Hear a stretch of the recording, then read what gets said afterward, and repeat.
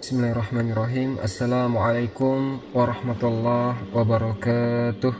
Alhamdulillahi wahda, wassalatu wassalamu ala rasulillah. Sahabat Ferry Channel rahimakumullah. Pada hari ini kita akan mengkaji kisah yang Allah telah ceritakan di dalam Al-Quranul Karim, kemudian diuraikan oleh Nabi alaihi salatu wassalam lebih detail kembali. Jadi kisah-kisah ini sebenarnya adalah yang dijelaskan oleh Rasulullah SAW dalam hadis-hadis yang sahih. Pada kesempatan kali ini kita akan menceritakan tentang kematian Nabi Adam alaihissalam, detik-detik terakhir dari kehidupan bapak kita di muka bumi ini. Yang mana kita tahu Adam alaihissalam sebelumnya hidup di dalam surga. Akan tetapi karena sebuah dosa yang dilakukan bersama istrinya, keduanya pun diberi hukuman oleh Allah untuk tinggal di dunia yang penuh dengan suka dan duka, penuh dengan kesedihan dan kepedihan. Kenikmatannya di surga tidak berlangsung lama, kegembiraannya berganti dengan kesedihan. Allah menyebut kehidupan dunia ini Zahratul Hayati Dunya, Zahra, bunga kehidupan dunia. Kenapa disebut bunga? Karena bunga tidak awet, bunga tidak lama, dia akan layu, kemudian kering, kemudian berterbangan diterpa angin. Ikhwatal iman, hadis yang akan kita baca ini diriwayatkan oleh Abdullah bin Imam Ahmad dalam Zawaidul Musnad. Ibnu Katsir menyebutkannya dalam kitab Al-Bidayah wa Nihayah. Dan setelah menyebutkan hadis ini, Ibnu Katsir mengatakan isnadun sahihun ilaih, sanadnya sahih sampai kepada Ubay bin Ka'ab. Hadis ini walaupun mauquf kepada Ubay bin Ka'ab, tapi memiliki hukum marfu kepada Nabi alaihi salatu wasallam. Karena ikhwatal iman, kisah ini tidak mungkin diketahui kecuali dengan wahyu ilahi. Kisah tentang Nabi Adam alaihissalam yang tidak ada manusia yang pernah berjumpa dengan beliau Adam alaihi salatu wasallam. Toib, Ubay bin Ka'ab berkata, Inna Adam alaihissalam lamma hadarahul maut qala libani. Sesungguhnya Nabi Adam alaihissalam ketika kematian menjemput beliau sudah sakit, dan sakit yang berujung dengan kematian. Qala libani, subhanallah. Ketika orang sakit parah, ingin anak-anaknya berkumpul, berada di sekitarnya. Mungkin di situ dia hendak berpesan kepada anak-anaknya, dan juga peran penting untuk anak-anak agar menemani dan mendampingi orang tuanya di detik-detik terakhir dari kehidupan dunia ini, agar bisa membimbing orang tuanya untuk mati dalam keadaan husnul khatimah. Qala li bani, Adam ketika itu berkata kepada anak-anaknya, Baniya, inni astahi min simaril jannah. Adam mengatakan, wahai anak-anakku, aku ini kok kepengen makan buah dari buah-buah surga. Umur Nabi Adam 960 tahun, tapi Nabi Adam masih ingat dengan keindahan surga. Dia masih ingat dengan rasa buah di surga yang tentunya tidak sama dengan buah yang ada di muka bumi ini. Nabi Adam alaihissalam mengatakan, Inni astahi min simaril jannah. Aku kepengen makan buah-buah surga. Fazahabu yatlubuna lahu. Anak-anaknya pun langsung pergi mencari buah surga untuk ayahnya. Dan ini sebuah pesan penting. Seorang anak bagaimana berbakti kepada orang tua. Walaupun apa yang diminta oleh orang tuanya adalah sesuatu yang mustahil, di mana mereka bisa mendapatkan buah surga, sedangkan mereka berada di muka bumi.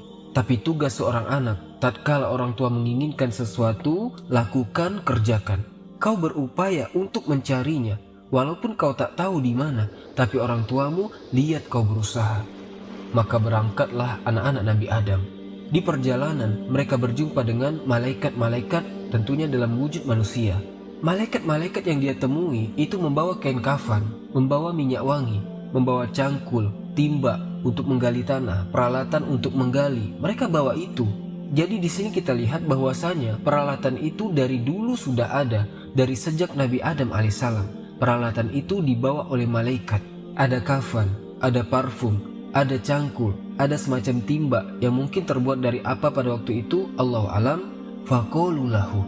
Malaikat-malaikat itu bertanya, Ya Bani Adam, ma turidun wa ma tatlubun, qauma turidun wa aina tazabun. Mereka bertanya kepada anak-anak Adam, apa yang kalian inginkan? Kalian nyari apa? Kalian mau kemana?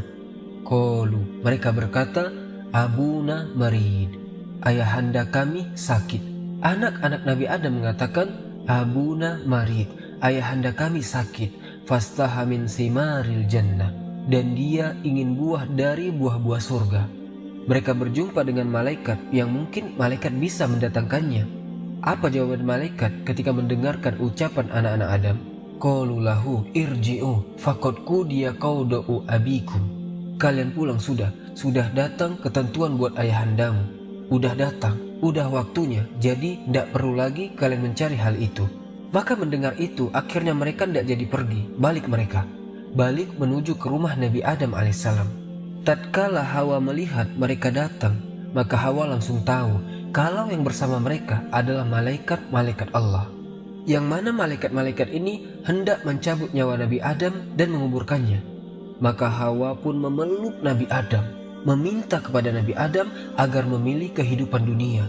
Karena para nabi tidak dicabut nyawanya kecuali mereka telah ditanya, engkau mau mati atau masih mau hidup? Nabi kita Muhammad SAW, beliau ketika sakit, beliau masih sempat berceramah di masjid, lalu duduk di atas mimbarnya menceritakan, Inna abdan khayyarahullah, sesungguhnya ada seorang hamba yang Allah kasih pilihan, baina zahratil hayatid dunya, antara kehidupan dunia ini atau yang di sisi Allah. Kemudian hamba itu memilih yang di sisi Allah. Nabi kita dikasih pilihan SAW. Nabi Adam pun seperti itu. Maka Hawa berharap agar Adam tidak memilih kematian, agar ia tetap bersama Adam. Dan kita akan tahu bahwasanya ternyata Nabi Adam meninggal lebih dahulu daripada Hawa. Ketika Hawa mengharap agar Adam memilih kehidupan dunia, apa kata Nabi Adam? Ilaiki anni fa inni innama utitu min kibaliki. Udahlah, ndak usah, kata Adam, kau pergi sana. Aku ini gara-gara engkau nih. Maksudnya turun dari surga karena Hawa sebenarnya. Ya, tidak bisa disalahkan sebenarnya Hawa, karena kita tahu Allah sudah menetapkan bahwasanya wanita adalah godaan buat laki-laki. Dan istri, sebagaimana Allah katakan di dalam Al-Quran, Ya ayyuhallazina amanu inna min azwajikum wa auladikum aduwalakum fahzaruhum wa in ta'fu wa tasfahu wa taghfiru fa innallaha ghafurur rahim. Wahai orang-orang yang beriman, sesungguhnya ada sebagian dari istri-istri kalian, pasangan hidup kalian, anak-anak kalian yang musuh buat kalian. Fahzaruhum, hati-hati kau menghadapi mereka. Godaan dari mereka, mereka menuntut ini, mereka minta ini dan itu adalah kodratnya wanita yang memang diciptakan untuk menghiasi kehidupan ini dan mendampingi seorang laki-laki. Tapi tetap ada sisi negatif yang kita harus hati-hati dengan mereka.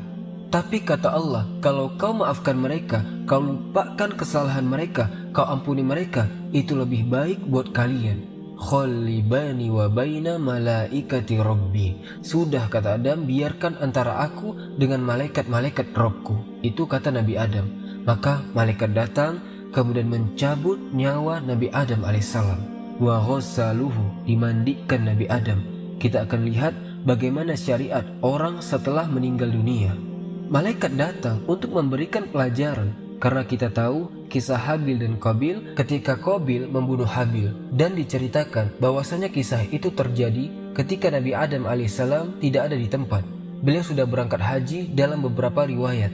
Sehingga Qabil ketika itu dia tidak tahu akan melakukan apa dengan jasad saudaranya. Maka akhirnya Allah kirim burung gagak mengajarkan kepada Qabil bagaimana menguburkan jasad saudaranya.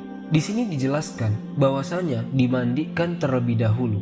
Setelah Adam dimandikan, wa kafanuhu, dikasih kain kafan, dikafani, kafannya udah dibawa oleh malaikat-malaikat, dan dikasih parfum, kasih minyak wangi. Kemudian digali buat Nabi Adam. Mereka sudah bawa peralatan untuk menggali. Ini pelajaran penting. Wa alhadulahu, kemudian dibikin lahat. Kuburan ikhwatal iman itu ada dua macam. Ada yang bumi itu dibelah tanahnya, tengah tanah itu dibelah, kemudian dimasukin jasadnya. Ada yang modelnya lahat. Jadi arah kiblatnya itu dilubangin sebesar jasad-jasad yang dimasukkan nantinya. Nabi Adam pakai lahat. Ini mereka gali kuburan, mereka bikin lahat, setelah itu mereka sholati. Belum dikuburkan nih. Dimandikan, dikafani, diparfumi, lalu malaikat-malaikat ini gali kuburan mengajarkan kepada anak-anak Adam. Summa dakhulu qabrahu, lalu mereka masuk ke dalam kuburan itu. Fawadu'uhu fi qabri, maka Nabi Adam diangkat, dimasukkan ke dalam kuburannya. Karena modelnya lahat, maka dimasukkan seperti ada selorokannya. Kalau di Madinah yang dipakai seperti sistem lahat, teman-teman bisa search di YouTube. Maka setelah dimasukkan, selorokan itu ditutup pakai batu bata yang tidak dibakar. Batu bata yang tidak dibakar agar apa? Agar ketika orang-orang menutupinya dengan tanah, maka jasadnya tidak terkena tanah langsung. Walaupun kelak dia akan dimakan oleh tanah, tapi jasad para nabi tidak dimakan oleh tanah. Kemudian setelah ditutup, mereka keluar dari kuburan. Kemudian mereka mengambil tanah dan menutupinya dengan tanah galian itu. Summa qalu. Kemudian mereka berkata, "Ya Bani Adam, hadhihi sunnatukum." Wahai anak cucu Adam, kayak gini nih sunnah kalian. Jadi teman-teman, banyak manusia yang tersesat dalam kehidupan ini ketika tidak mengikuti petunjuk yang Allah turunkan. Allah mengatakan, "Fa imma ya'tiyannakum minni huda, faman tabi'a huda ya fala khaufun 'alaihim wala hum yahzanun." Orang-orang yang hidup di muka bumi ini itu perlu petunjuk dari langit. Allah akan turunkan petunjuknya. Allah kirim utusan-utusannya. Allah kirim malaikatnya yang mengikuti dapat petunjuk. Dan kita bisa ambil pelajaran penting dari kisah ini, bahwasanya mengajarkan sebuah teori dengan lisan itu terkadang kurang membekas dalam hati, tapi kalau dengan praktek, kita lihat praktek tuh malaikat. Anak-anak Adam melihat praktek itu, bagaimana sejak mulai dimandikan jenazah ayahnya, dikafani, dikasih parfum, kemudian mereka menggali kuburan. Mereka turun, mereka ambil jenazah, mereka lihat proses itu, sehingga mereka insya Allah tidak akan lupa.